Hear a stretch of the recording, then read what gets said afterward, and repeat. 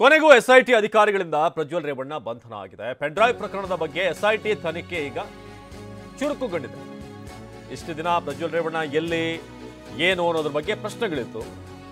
ಆದರೆ ಈಗ finally SIT ಬಲೆಯಲ್ಲಿ ಪ್ರಜ್ವಲ್ ರೇವಣ್ಣ 3 ಕೇಸ್ ಬಗ್ಗೆ ತನಿಖೆ ನಡೆಸಿರುವ ಎಸ್ಐಟಿ ನಂತರ ಸಂತ್ರಸ್ತರ ಹೇಳಿಕೆಯ ಬಗ್ಗೆ ಪ್ರಾಥಮಿಕ ವಿಚಾರಣೆ ನಡೆಯಲಿದೆ. ಹಾಸನದಲ್ಲಿ ಹರಿದಾಡಿದಂತಹ ವಿಡಿಯೋಗಳ ಬಗ್ಗೆ ವಿಚಾರಣೆ, ವಿಡಿಯೋ ವೈರಲ್ ಆಗಿದ್ದು ಹೇಗೆ ಅನ್ನೋ ಬಗ್ಗೆ ವಿಚಾರಣೆ. ಸೊ ಇದು ಸದ್ಯಕ್ಕೆ ಪ್ರಜ್ವಲ್ ರೇವಣ್ಣ ಬಂದ ನಂತರ ಈ ತನಿಖೆಯ ಆಯಾಮವೇ ಈಗ ಬದಲಾಗ್ತಾ ಇದೆ.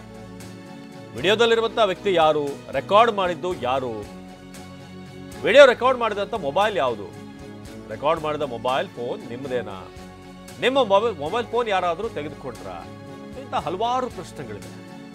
ಜೊತೆಗೆ ಕಾರು ಚಾಲಕ ಕಾರ್ತಿಕ್, ಆತನ ಬಳಿ ವಿಡಿಯೋಗಳು ಬಂದಿದ್ದು ಹೇಗೆ, ಸಂತ್ರಸ್ತರ ಹೇಳಿಕೆ ಮುಂದಿಟ್ಟು ಸಂತ್ರಸ್ತರ ಹೇಳಿಕೆಯನ್ನು ಮುಂದಿಟ್ಟು ಪ್ರಜ್ವಲ್ ವಿಚಾರಣೆಯನ್ನು ನಡೆಸಲಾಗುತ್ತೆ. ಸೊ ಎಸ್ಐಟಿ ಅಧಿಕಾರಿಗಳಿಂದ ಕೊನೆಗೂ ಪ್ರಜ್ವಲ್ ರೇವಣ್ಣ ಬಂಧನ ಆಗಿದೆ. ಸೊ ಪೆನ್ಡ್ರೈವ್ ಪ್ರಕರಣಕ್ಕೆ ಸಂಬಂಧಪಟ್ಟ ಹಾಗೆ ಈಗ ಅನೇಕ ಪ್ರಶ್ನೆಗಳಿವೆ, ಬೇರೆ ಬೇರೆ ಕೇಸ್ಗಳಿವೆ. ಹಾಗಾಗಿ ಇದೆಲ್ಲದರ ಬಗ್ಗೆ ಕೂಡ ಕೂಲಂಕುಷವಾಗಿ ಈಗ ತನಿಖೆ ಆರಂಭ ಆಗುತ್ತೆ. ಅದು ಆಲ್ರೆಡಿ ಈಗ ತನಿಖೆ ಆರಂಭ ಆಗಿದೆ. ಬಟ್ ಪ್ರಜ್ವಲ್ ರೇವಣ್ಣ ವರ್ಷನ್ ಏನು ಅದು ಎಲ್ಲರಿಗೂ ಕೂಡ ಗೊತ್ತಾಗಬೇಕಾದಂಥ ವಿಚಾರ, ಅದರಲ್ಲೂ ಎಸ್ಐಟಿ ಅಧಿಕಾರಿಗಳಿಗೆ. ಸೊ ಹಾಸನದಲ್ಲಿ ಹರಿದಾಡಿದಂಥ ವಿಡಿಯೋಗಳ ಬಗ್ಗೆ ವಿಚಾರಣೆ ನಡೆಯುತ್ತೆ. ಮೊಬೈಲ್ ನಿಮ್ಮದೇನಾ, ರೆಕಾರ್ಡ್ ಮಾಡಿದ್ದು ಯಾರು, ಜೊತೆಗೆ ವಿಡಿಯೋದಲ್ಲಿರುವಂಥವ್ರು ನೀವೇನಾ, ಹಾಗೆಯೇ ಈ ವಿಡಿಯೋ ಹೊರಗೆ ಹೇಗೆ ಬಂತು, ಡ್ರೈವರ್ ಕಾರ್ತಿಕ್ಗೆ ಸಿಕ್ಕಿದ್ದು ಹೇಗೆ. ಸೊ ಇಂಥ ಹಲವಾರು ಪ್ರಶ್ನೆಗಳಿದೆ. ವಿಡಿಯೋ ರೆಕಾರ್ಡ್ ಮಾಡಿದ ಮೊಬೈಲ್ ಯಾವುದು ಅನ್ನೋದ್ರ ಬಗ್ಗೆ ಕೂಡ. ಸೊ ಪ್ರಜ್ವಲ್ ರೇವಣ್ಣ ಈಗ ಭಾರತಕ್ಕೆ ಬಂದಿರೋದು ಆಲ್ಮೋಸ್ಟ್ 30-35 ದಿನಗಳ ಬಳಿಕ. ಜೊತೆಗೆ ಸಂತ್ರಸ್ತೆಯರ ಸ್ಟೇಟ್ಮೆಂಟ್ ಇಲ್ಲಿ ಭಾಳ ಮುಖ್ಯ ಆಗುತ್ತೆ. ಸೊ ಬೇರೆ ಬೇರೆ ಕೇಸ್ಗಳಿದೆ. ಒಂದು ಈ ಮನೆ ಕೆಲಸಕ್ಕೆ, ಹಾಗೆಯೇ ಇನ್ನೊಂದು ಕಡೆ ಈ ಹಾಸ್ಟೆಲ್ ವಿಚಾರವಾಗಿ, ಒಬ್ಬ ಬಡ ಮಗುವಿಗೆ ಹಾಸ್ಟೆಲ್ ವಿಚಾರವಾಗಿ ಒಂದು ಸೀಟ್ ಬೇಕು ಅಂತ ಹೇಳಿ ಹೋದಾಗ ಆಗಿರೋದು ಆ ಆರೋಪ. ಸೊ ಪ್ರಜ್ವಲ್ ಸಂಬಂಧಪಟ್ಟಂಥ ವಸ್ತುಗಳು, ಪ್ರಜ್ವಲ್ ಮೊಬೈಲ್ FSLಗೆ ಕಳಿಸಿರುವಂಥ ಎಸ್ಐಟಿ, ಪ್ರಜ್ವಲ್ ಮೊಬೈಲ್ FSLಗೆ ಕಳಿಸಲಾಗಿದೆ. ವಿದೇಶಕ್ಕೆ ತೆರಳಿದರ ಬಗ್ಗೆಯೂ ಕೂಡ ವಿಚಾರಣೆ ನಡೆಸಿರುವಂಥ ಎಸ್ಐಟಿ. ವಿದೇಶಕ್ಕೆ ಹೋಗೋದಕ್ಕೆ ವಾಪಸ್ ಬರೋದಕ್ಕೆ ಯಾರು ಸಹಾಯ ಮಾಡಿದ್ರು, ಆ ಸಂದರ್ಭದಲ್ಲಿ ಈ ಒಂದಷ್ಟು ಹಣಕಾಸಿನ ವಿಚಾರ, ಇದೆಲ್ಲವೂ ಕೂಡ ಇಲ್ಲಿ ಕನ್ಸಿಡರ್ ಆಗುತ್ತೆ. ಇದು ಕಸ್ಟಡಿಯಲ್ಲೇ ಪ್ರಾಥಮಿಕ ವಿಚಾರಣೆಯನ್ನ ಎಸ್ಐಟಿ ನಡೆಸುತ್ತೆ. ಮುಂದಿನ ದಿನಗಳಲ್ಲಿ ಕೃತ್ಯ ನಡೆದಂಥ ಸ್ಥಳಗಳಲ್ಲಿ ಮಹಜರು ಕೂಡ ನಡೆಯಲಿದೆ. ಸಂಸದರ ನಿವಾಸ, ತೋಟದ ಮನೆ, ಹೀಗೆ ಎಲ್ಲೆಲ್ಲಿ ಈ ಸಂತ್ರಸ್ತೆಯರ ಆರೋಪ ಮಾಡಿದಂಥ ವಿಚಾರ ಇದೆಯಲ್ಲ, ಇದೆಲ್ಲವನ್ನು ಕೂಡ ಈಗ ಒಂದೊಂದಾಗಿ ಈಗ ಎಸ್ಐಟಿ ತನಿಖೆಯನ್ನು ಮುಂದುವರಿಸುತ್ತೆ.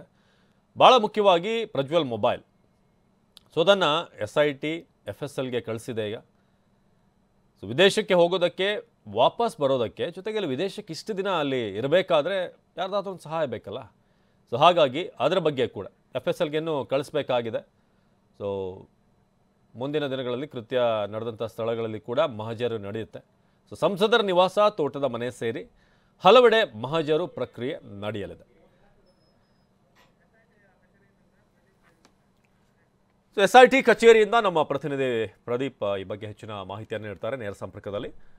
ನಾವು ಗಮನಿಸ್ತಾ ಇದ್ದೀವಿ ಪ್ರದೀಪ್, ಈಗ ನಿನ್ನೆವರೆಗೂ ಕೂಡ ಪ್ರಜ್ವಲ್ ಎಲ್ಲಿ ಏನು ಅನ್ನೋದ್ರ ಬಗ್ಗೆ ಒಂದು ಕ್ಲಾರಿಟಿ ಇರಲಿಲ್ಲ. ಆದರೆ ಯಾವಾಗ ಬೆಂಗಳೂರಿಗೆ ಬಂದರೂ ಆಗಿಂದ ಈಗ ತನಿಖೆ ಇನ್ನಷ್ಟು ಚುರುಕುಗೊಳಿಸುತ್ತೆ, ಇನ್ನಷ್ಟು ಆಕ್ಟಿವ್ ಆಗ್ತಾರೆ. ಜೊತೆಗೆ ಬೇರೆ ಬೇರೆ ಆಯಾಮಗಳಿದೆ, ಜೊತೆಗೆ ಹಲವಾರು ಪ್ರಶ್ನೆಗಳು ಬಾಕಿ ಇದೆ. ಸೊ ಈಗ ತನಿಖೆ ಎಷ್ಟು ವೇಗವಾಗಿ ಸಾಗುತ್ತೆ, ಈಗ ಈ ಕ್ಷಣದ ಅಪ್ಡೇಟ್ ಏನಿದೆ ಅಂತ ಪ್ರಜ್ವಲ್ ವಿಚಾರಕ್ಕೆ ಸಂಬಂಧಪಟ್ಟ ಹಾಗೆ. ಅವಿನಾಶ್, ಲೈಂಗಿಕ ದೌರ್ಜನ್ಯ ಮತ್ತು ಅತ್ಯಾಚಾರ ಪ್ರಕರಣಗಳಲ್ಲಿ ಆರೋಪಿಯಾಗಿರುವಂತಹ ಸಂಸದ ಪ್ರಜ್ವಲ್ ರೇವಣ್ಣ ಮಧ್ಯರಾತ್ರಿ ಏನು ಬೆಂಗಳೂರಿಗೆ ವಾಪಸ್ ಆಗಿದ್ರು. ತದನಂತರ SIT ಅಧಿಕಾರಿಗಳು ಅವ್ರನ್ನ ಅರೆಸ್ಟ್ ಮಾಡಿ ಇವಾಗ ಬೆಂಗಳೂರಿನ CID ಕಚೇರಿಯಲ್ಲಿರುವಂತಹ SIT ಕಚೇರಿಯಲ್ಲಿ ಪ್ರಜ್ವಲ್ ರೇವಣ್ಣವನ್ನ ಇರಿಸಿರುವಂತದ್ದು. ಸದ್ಯಕ್ಕೆ ಪ್ರಜ್ವಲ್ ರೇವಣ್ಣ ಅವರು ಮಧ್ಯರಾತ್ರಿ ತದನಂತರ ಈಗ ಅರೆಸ್ಟ್ ಅನ್ನ ಪಡಿತಿರೋದು. ಸದ್ಯ ಈಗ ಮಧ್ಯಾಹ್ನದ ಅಂದ್ರೆ ಬೆಳಿಗ್ಗೆಯಿಂದನೇ ಅವರಿಗೆ ವಿಚಾರಣೆ ಪ್ರಾರಂಭವಾಗುತ್ತೆ. ಹಿರಿಯ ಅಧಿಕಾರಿಗಳು ಮತ್ತು ತನಿಖಾಧಿಕಾರಿಗಳು SIT ಕಚೇರಿಗೆ ಬಂದು ಪ್ರಜ್ವಲ್ ರೇವಣ್ಣ ಅವರನ್ನ ಪ್ರಾಥಮಿಕವಾಗಿ ವಿಚಾರಣೆ ಮಾಡಲು ಶುರು ಮಾಡ್ತಾರೆ. ಅಂದ್ರೆ ಈ ವಿಚಾರಣೆ ವೇಳೆ ಪ್ರಜ್ವಲ್ ರೇವಣ್ಣ ಈ ವಿರುದ್ಧ ಕೇಳಿ ಬಂದಿರುವಂತಹ ಆರೋಪಗಳಿಂದ, ಅತ್ಯಾಚಾರ ಆರೋಪ ಪ್ರಕರಣ ಮತ್ತು ಲೈಂಗಿಕ ದೌರ್ಜನ್ಯ ಆರೋಪಗಳಿದೆ, ಎಲ್ಲದರ ಸಂಬಂಧಪಟ್ಟಂತಹ ಮಾಹಿತಿಯನ್ನ ಪಡೆಯಲಿದ್ದಾರೆ ಅವರಿಂದ. ಮತ್ತು ಕೆಲವೊಂದು ಪ್ರಶ್ನೆಗಳು ಏನು ಉಳ್ಕೊಂಡಿದ್ವು ಕಳೆದ 1 ತಿಂಗಳಿಂದ ಈ ಒಂದು ಪ್ರಕರಣಗಳಿಗೆ ಸಂಬಂಧಪಟ್ಟಂತಹ ಎಲ್ಲಾ ಒಂದು ಪ್ರಶ್ನೆಗಳಿಗೆ ಉತ್ತರವನ್ನ ಪಡೆಯಲು SIT ಅಧಿಕಾರಿಗಳು ಪ್ರಯತ್ನ ಪಡ್ತಾರೆ. ಇದು ಪ್ರಜ್ವಲ್ ರೇವಣ್ಣ ಅವರ ಪ್ರಾಥಮಿಕವಾಗಿ ತನಿಖೆ ಪ್ರಾರಂಭವಾಗುತ್ತೆ. ಜೊತೆಗೆ ಪ್ರಜ್ವಲ್ ರೇವಣ್ಣ ಅವರ ಮೊಬೈಲ್ ಫೋನ್ ಏನಿದೆ, ಇದು ಈ ಒಂದು ಪ್ರಕರಣದಲ್ಲಿ ಪ್ರಮುಖವಾಗಿ ಸಾಕ್ಷಿಯಾಗಿರುವಂತಹ ಸಿಕ್ಕಿರುವಂತದ್ದು. ಈ ಒಂದು ಮೊಬೈಲ್ ಫೋನ್ ಅನ್ನ ಈಗ ಆಲ್ರೆಡಿ ಪ್ರಜ್ವಲ್ ರೇವಣ್ಣ ಅವರ ಬಳಿ ಇರುವಂತಹ ಮೊಬೈಲ್ ಫೋನ್ಗಳಾಗಿರ್ಬೋದು ಮತ್ತು ಇತರ ವಸ್ತುಗಳನ್ನ ಎಲ್ಲವನ್ನೂ ಸಹ SIT ಅಧಿಕಾರಿಗಳು ವಶಕ್ಕೆ ಪಡೆದಿದ್ದಾರೆ. ಅದರಲ್ಲಿ ಮೊಬೈಲ್ ಫೋನ್ ಅನ್ನ ಈಗ FSL ಗೆ ಕಳಿಸಿ ಅದನ್ನ ಅದಕ್ಕೆ ಸಂಬಂಧಪಟ್ಟಂತಹ ಟೆಕ್ನಿಕಲ್ ಏನ್ ಮಾಹಿತಿ ಇದೆ, ಈ ಒಂದು ಅತ್ಯಾಚಾರ ಪ್ರಕರಣ ವಿಡಿಯೋಗಳು ಏನು ವೈರಲ್ ಆಗಿದೆ ಸಂಬಂಧಪಟ್ಟಂತಹ ಮಾಹಿತಿಯನ್ನ ಪಡೆಯುವ ಪ್ರಯತ್ನ ಮಾಡ್ತಾರೆ. ಜೊತೆಗೆ ಪ್ರಜ್ವಲ್ ರೇವಣ್ಣ ಅವ್ರನ್ನ ಸಹ ಖುದ್ದು ಕೆಲವೊಂದು ಪ್ರಶ್ನೆಗಳ SIT ಅಧಿಕಾರಿಗಳು ಕೇಳಿಕೆ ಸಿದ್ಧಪಡಿಸಿದ್ದಾರೆ. ಅದೇನಂದ್ರೆ ವಿಡಿಯೋದಲ್ಲಿ ಇದ್ದದ್ದು ಯಾರು, ವಿಡಿಯೋ ಮಾಡಿದ್ಯಾರು, ಜೊತೆಗೆ ಈ ವಿಡಿಯೋಗಳು ಹೊರಗಡೆ ಬಂದಿದ್ದು ಹೇಗೆ, ಅಂದ್ರೆ ಪ್ರಜ್ವಲ್ ರೇವಣ್ಣ ಅವರ ಕಾರ್ತಿಕ್ಗೆ ಇದೊಂದು ವಿಡಿಯೋಗಳು ಸಿಕ್ಕಿದ್ದು ಅಂತದ್ದು ಜಗಜ್ಜಾಹೀರವಾಗಿದ್ದಂತ ವಿಚಾರ. ಆದ್ರೆ ಕಾರ್ತಿಕ್ಗೆ ಈ ವಿಡಿಯೋಗಳು ಹೇಗೆ ತಲುಪುದು ಅನ್ನೋದ್ರ ಬಗ್ಗೆ ಪ್ರಮುಖವಾಗಿ SIT ಅಧಿಕಾರಿಗಳು ಪ್ರಜ್ವಲ್ ರೇವಣ್ಣ ಅವರ ಬಳಿ ಮಾಹಿತಿಯನ್ನ ಪಡೆಯಲಿದ್ದಾರೆ.